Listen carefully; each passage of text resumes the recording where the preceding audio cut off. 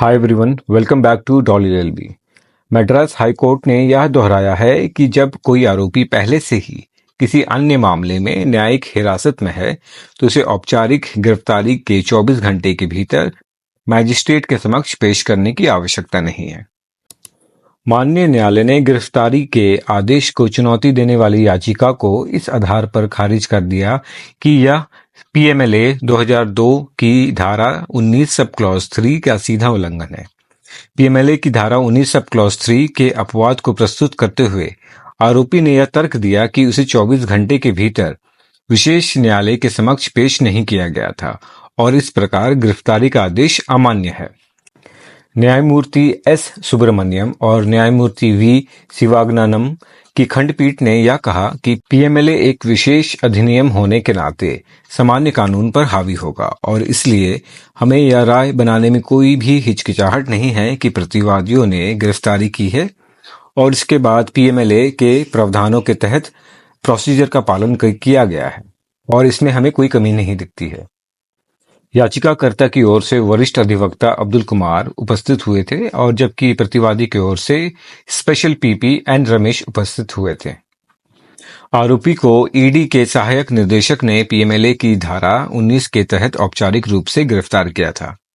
आरोपी को पेश करने के लिए पीटी वारंट जारी किया गया था। न्यायालय ने सेंट्रल जेल के अधीक्षक के कार्यालय से ईमेल के माध्यम से एक ज्ञापन प्राप्त हुआ जिसमें आरोपी को पेश करने में इनेबिलिटी शो की गई थी।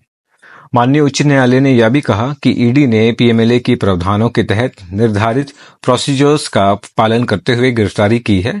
और कहा कि गिरफ्तारी के आदेश में कोई भी त्रुटि मौजूद नहीं है।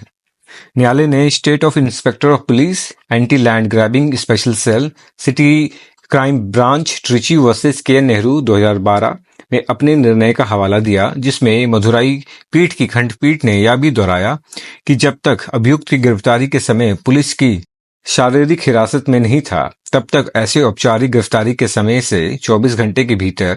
किसी भी अभियुक्त को पेश करने का प्रश्न पर जोर नहीं दिया जा सकता है। उक्त निर्णय में माननीय न्यायालय ने इस प्रकार की टिप्पणी की थी। यदि औपचारिक गिरफ्तारी की जाती है जैसा कि अनुपम कुलकर्णी के मामले में माना गया है, जब अभियुक्त पहले से ही किसी अन्य मामले के संबंध में हिरासत में है तो अभियुक्त पूर्व मामले के संबंध में न्यायिक हिरासत में बना रहता है और वह उस मामले के संबंध में कभी भी पुलिस की शारीरिक हिरासत में नहीं आता है जिसके लिए औपचारिक गिरफ्तारी की गई है। इसलिए ऐसा कोई कानूनी आदेश नहीं है कि कोई अभियुक्त को इसके बाद ऐसी औपचारिक गिरफ्तारी के 24 घंटे के भीतर क्षेत्राधिकार मैजिस्ट्रेट या निकटतम मैजिस्ट्रेट के समक्ष पेश किया जाना चाहिए। जिसके बाद परिणाम स्वरूप माननीय न्यायालय ने यह कहा, इसलिए कानून की स्थापित कानून स्थिति को देखते हुए